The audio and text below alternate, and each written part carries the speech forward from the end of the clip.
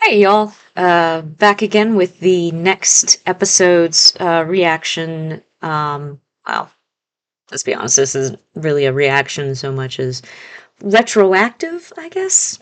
Musings, reflections on episode 10 of Critical Role's fourth campaign, Blood for Blood. I know this episode's coming out a bit late in relation to the actual episode. But in my defense, Critical Role also took a long break for the exact same reason I did, which is holidays. And I ran out of time to record this before I was going to my parents' house, and I wasn't bringing my mic with me to my parents' house. And I think I've put y'all through enough audio hell in very few videos. In my defense, at least this time, it's only one episode per video, so I'm getting better about that. But yeah, so getting into episode 10. I keep confusing myself because I titled it episode 9 at the top of my notes, which keeps making me second guess myself what episode we were actually on and if I was an episode behind that I wasn't aware of until I looked back and saw that the previous episode of my notes was also episode 9 and realized what I'd done. But yeah, picking up as ever with the cold open sequence, which I'm beginning to realize like I am particularly enjoying and interested in these cold opens. I think it's funny as somebody myself that as a player does love the combat and mechanics and figuring out and is not necessarily bored with combat ever.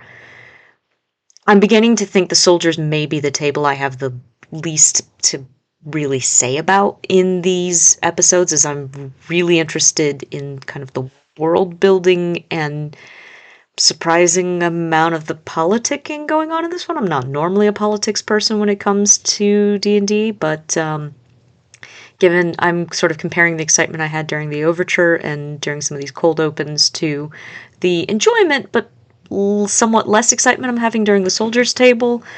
So I guess in that whole discussion of, hey, West March's style, what do you do when you hit the table that's probably your least favorite of the three? I honestly think I found my answer. I'm like, I don't dislike the soldiers table, but I'm definitely chomping at the bit to get to the other two.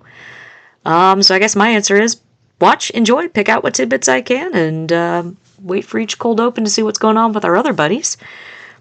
And speaking of which, we get a terrifying confirmation. I know I mentioned in the last episode that the cold opens were setting up just how fast the Sundered Houses were moving. I was assuming we were keeping pace with the soldiers that had at least one long rest in the forest, one on the road to Sloke, and then the stopping on the hidden road before they get. So we're talking at least 3 long rests to this point. Only to find out it's been one day.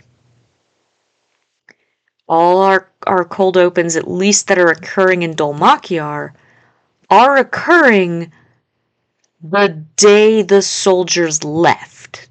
Murray still hasn't slept since the start of this campaign.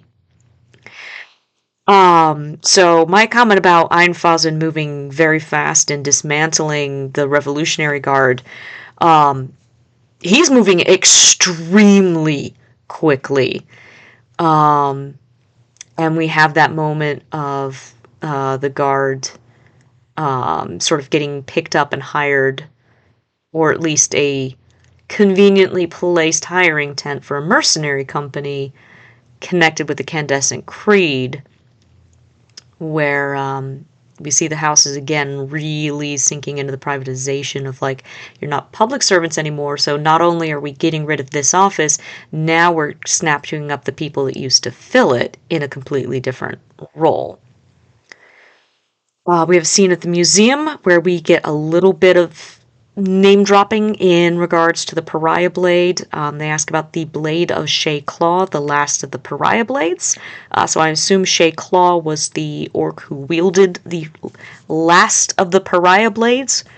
Not certain if the Pariah Blades basically were no longer used after the God of War was killed, meaning the last of the Pariah Blades was the one that killed Asgra, or if these saw use throughout. Like, we don't know yet when, I think the only thing we know is that the elves' goddess was the last of the Shapers to die. We don't know where the Orcish deity falls into that. So, in my mind, last of the Pariah Blade can mean one of two things. One, this is the Pariah Blade that actually did strike down the god of war. Or two, after they struck down the god of war, these were used potentially to support the other peoples in fighting back their gods. Though it does sound like each species did come up with their own means of destroying their Shapers, the ones that chose to fight against them. Therefore, it's unlikely the Pariah Blades were used against any other deities. And we have our member of the Cormorant house put her finger on the blade, and I'm sure there was a nice Venn diagram overlap of those who deal with historical artifacts and those who deal with weapons that both winced at that, not because she was going to be cut, but so I took a lot of stage combat classes, middle school, high school, and college, and it was drilled into us to not touch the blade with a bare hand, if at all possible, and beginning and ending of every session, wiping the blade down with an oiled rag, because the oils in human skin are very bad for metals, and could damage the blades.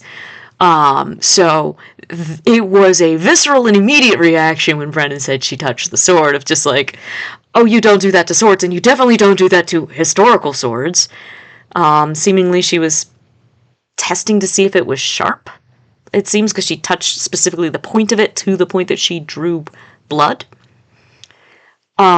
Which, given her questions, I believe the last time we saw her, about if it could be used against Celestials, really does seem like Cormorant wants to pull this blade back out, perhaps into action. Which really makes me wonder if they are perhaps on to what House Halavar is up to. But again, rogue Celestials are just a problem in general when they show up, so maybe Cormorant knows something else somewhere else. I'm definitely not assuming beneficial intent at this point. And we have her asking about the logistics of moving the artifacts to a different wing.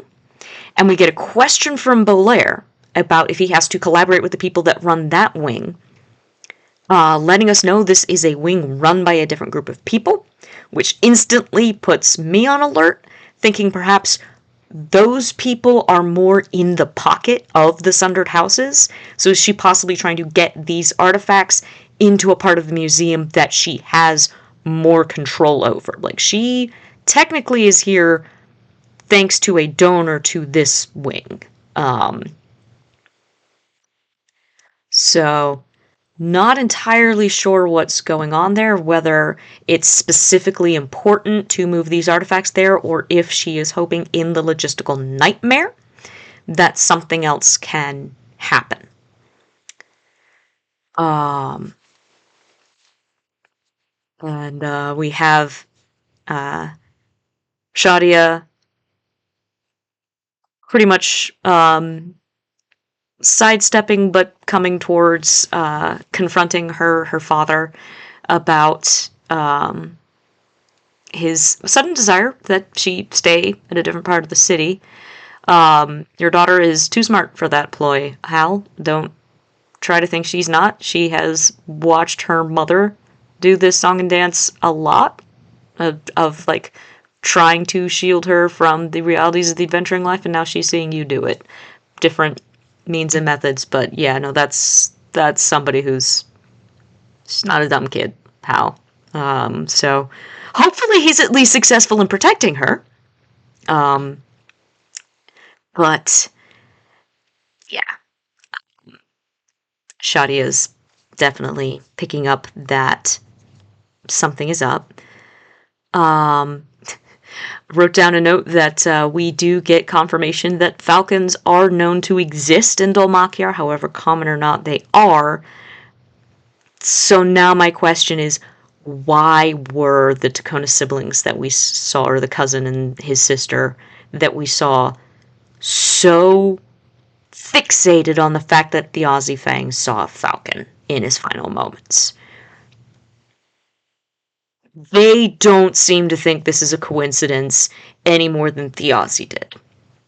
So that is very interesting to me, because I've been going back and forth about, are these birds known to be here? Is that why they instantly clocked it was a problem that he saw one? But they are known to be here, but they still clocked it as a problem he saw it. So something interesting going on there. And then we had the meeting at the table in the aviary, which, for those who watched EXU Calamity, very much getting our table behind the ivy back again. Our whole new ring of brass, our Seekers table. Hopefully their story ends a little better than the previous ring of brass.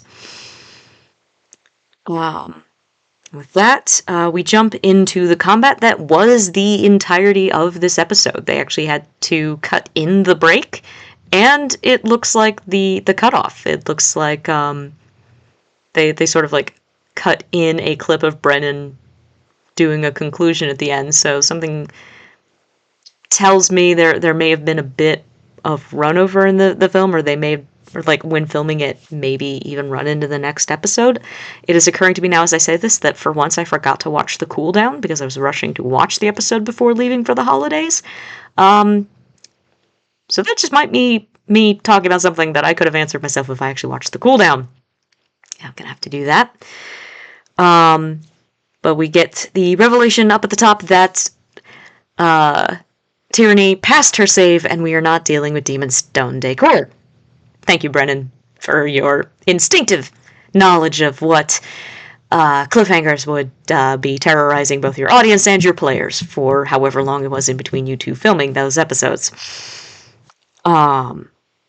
We get to see a bit more of the Knight of Saramai in action, and was very clearly called early on a sorcerer, that snakes are their whole thing, which, mind you, my main knowledge of D&D is 5th edition based. I briefly was watching 1.3.5 campaign, but everything since then has been 5e for me.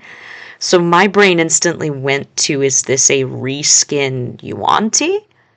In terms of he is being played as a human, so we're not getting the physical snake traits, but pulling on their spell list and certain abilities, and then adding caster levels and martial levels on top of that?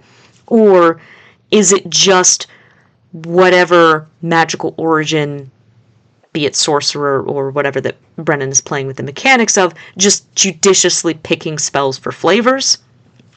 Flavors, not sure why I pluralized that. It'd be a bit interesting. Obviously, we won't be able to ask this guy anymore, seeing as he's dead by the end of the episode.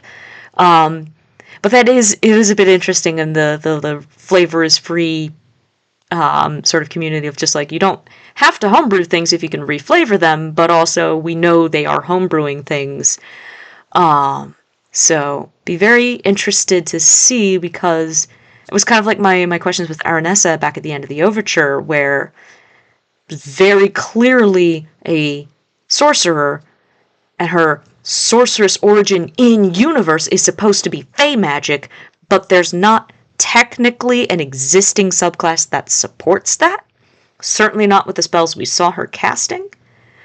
So whether they are homebrewing different sorceress origins for the different houses and apparently sub-houses, or whether they are using existing subclasses but in their choice of spells steering the flavor a particular direction, or, as potentially this, even reflavoring species, because the Knight of Saramai was definitely using more martial attacks and just had some spells, which is why I was thinking perhaps reflavored Yuan-Ti, where they have some innate spells, but then the rest of the build could be a martial, probably NPC stat block, because it didn't sound like he was using too many player character abilities. Um, and then we had Taor using guiding bolts, and we're pretty sure he's Oath of Glory Paladin.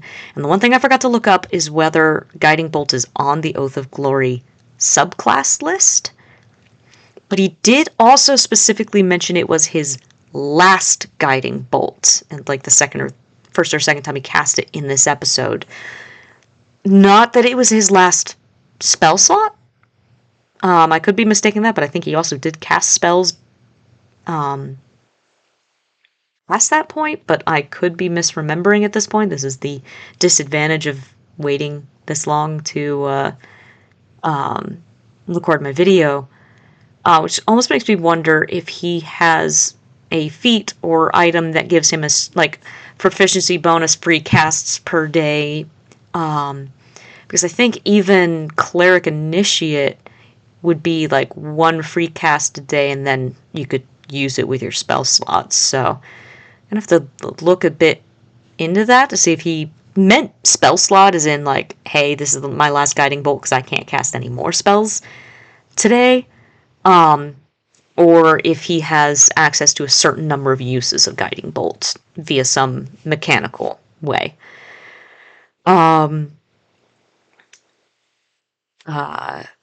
Just, again, most of this is battle, so there wasn't a ton of world building going on, which is mostly what I've got my ear out for in these reactions, though there were some cool moments. The poetic justice of Laura's nat 20 on her desperate measures attack.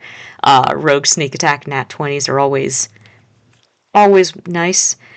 We get a bit of character lore drop, perhaps incidental or just in the moment, saying it when Wulfric was down a very low HP, and Robbie just mentions he and Wulfric, meaning Cadigan and Wulfric, have been here before. Which is perhaps he's not thinking of a specific thing in his backstory, just you're a martial character with a pet out in the woods, you're gonna be roughed up at some point, in which case, poor pupper. But we also know from videos they've dropped behind the scenes that Robbie does have, or did give Brennan the most information in his backstory. So we know Robbie's been thinking about it. There could be a specific moment that was in reference to. Overall impressions of this fight is just driving home as much as it is fun to do high number damage, and key to do high number damage at some point, the sheer power of abilities and spells that can inflict disadvantage on enemy attacks. Sap, fear effects, positioning, anything you can do. Because the number of times the fact that they were being attacked at disadvantage was the only thing that kept attacks from landing, that kept crits from happening. I believe without all the methods they had at their disposal of inflicting disadvantage on enemy turn, we could have seen a TPK in this combat. Or at the very least, one if not more character deaths. Which is something I'm trying to keep in mind, like, as I'm playing with mechanics and building more characters, is that damage is nice, but do not disregard status effects. Advantage and disadvantage are some of the most potent mechanics in 5th edition D&D, and 2024 makes them more accessible than ever. And it is fun from a tactical perspective, seeing how this group plays with them and takes advantage of them. And then, had a note, gotta love physical props. I am absolutely the sort of person that would get as excited as Travis does if my DM handed me a physical prop. I unfortunately play exclusively online, with the exception of like special events here and there, so I don't get that, so must live vicariously through others. When Brennan handed Travis the piece of paper, and of course I'm just off the heels of watching a miniseries on the Dungeon Dudes channel, Tales from Wood Creek, which if you love the idea of blending D&D and physical props, highly recommend. It's an 8-episode miniseries. It's out in full. Deborah Ann Wool combines D&D and escape room. So it's on the Dungeon Dudes channel, and worth checking out for those who watched Campaign 2 and haven't seen much else in the D&D world. Deborah Ann Wool did actually have a guest appearance in Campaign 2 as Twiggy. I was trying to remember her name. Twiggy the gnome with the squirrel. Happy Fun Ball. She's the NPC that brought the Happy Fun Ball. And all the memorable adventures we had thereafter in there. We get to see some of the statues of the peoples that have been turned into stone, and notably not just peoples, but a hound. Given that the hounds we had already met, we're not going to be breaking into... We're not going to come along with the break-in because they didn't want to implicate the king. The odds that this is one of the 3 hounds we have met already is extremely low. But in my mind, what this does do is if they can get this statue, or unstatuefy it and get it to the other hounds and go like, hey, you wanted due cause before you could help us? Here's your due cause. They turned your buddy to stone. Which might be exactly why Brennan put it there and made a point, not once, but twice. Because it was the first time they set out with Morgane, I called her Morgane. Now I'm double checking my notes that is actually the female hound's name. It's Dame Morgane and then Hawkins. And then when they met up with the hound that was already in the town, he said it again. And then something I really admired about Brennan's DMing skill and then the player's acting skill to make you this invested this quickly when he was talking about the bracers and Thimble recognizing the bracers. Brennan gives a couple of sentences about an NPC we have never met, not even in flashbacks to this point, and between his delivery and Laura's reaction to it, there is this automatic, like, not like a full gut punch of like watching one of the player characters go down, but it already feels like we lost a, if not beloved NPC, then certainly a dearly, a good, like an NPC that was a good friend, even though we as the audience never met Calloway. But we already feel his loss profoundly just in how Brennan set up and how Laura responded. And just as an actor, writer, as somebody who loves the roleplay side of D&D, I very much admired that moment. And sidebar, seriously, hope they take those bracers. For Thimble's way to remember her by. They've got to be a good magic item. And the final note on the combat that I took physically was in the moment that Brennan was tempting Wick to step closer so that he could catch the cart on fire. I'm like, you've studied your players. You know Sam is a gambler type player. Like, he'll take the risk, but also by egging him on, you are helping your party because this is the one way to stop this cart from getting out of here is to set it on fire. So it's a bit of the like, oh, he's playing the devil on his shoulder. Yeah, but he's trying to help the party too. Which brings us to the end of the combat and the several statues, including Sid, scattered around. I know Travis and Laura seem to be thinking about it at the end of episode 9, that at least in the past campaigns, I want to say it was campaign 1, the way Matt run basilisks was that basilisk blood would reverse the stone even if you didn't have lesser restoration or greater restoration. So it'd be very interesting to see if Brennan runs it the same way. I am not familiar enough with basilisk to know if that is canon or if that was something Matt did in campaign 1.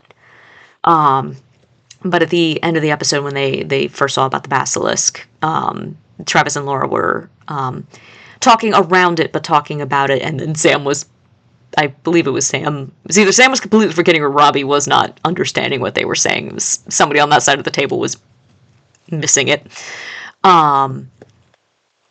But yeah, it'll be interesting to see. If it is Basilisk blood, I'm thinking we should be able to get Sid back, and hopefully, possibly, they remember that there's a hound there, and that's... I'm gonna say I believe that's got to be important. But, time will tell. And I will fully admit, I'll have to double check. I believe the next episode should be this week, but I also saw something in the YouTube comments saying the next episode would be next week.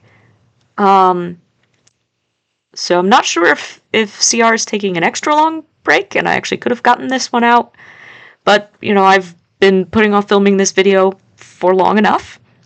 From everything I've heard, I believe the next episode will be the last one we get with the soldiers for a while, and then we will be going to one of the other tables, which I guess will be my test of theory about whether I am taking less notes because I don't feel combat is the sort of thing I want to talk about in these videos as much, or if it's just the episodes are very long and I'm starting to take fewer notes.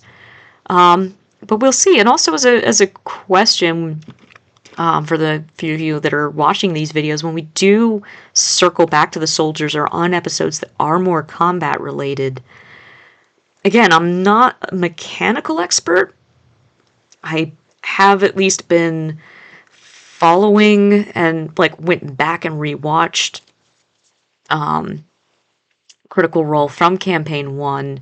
So I've been watching since about 2019, but have watched all campaigns, as well as several other actual plays, and have been playing myself in an almost 2-year-long home game, plus several other shorter home games before that, so I'm not unfamiliar with mechanics. So I don't know if that's something you all would be interested in hearing me talk about more, and want to focus on more when we do get more combat-heavy episodes, or if you're fine with the focus of these videos being specifically on, hey, let's look at the world building and sort of theorize what Brennan's setting up with this. And, oh, he mentioned this, is that a reference back to this thing? And even connecting to other shows like Tales from Wood Creek, or I presume when we get more stuff with the Pentevrel, my brain is going to be going a lot to Worlds Beyond Number, just because Wizarding Magic School and its interaction with Empire and power is a very potent theme he discusses in both campaigns, about whether you'd be interested in hearing me draw more parallels to these other shows, or if you want me to keep it more to just Armon and maybe previous Critical Role campaigns.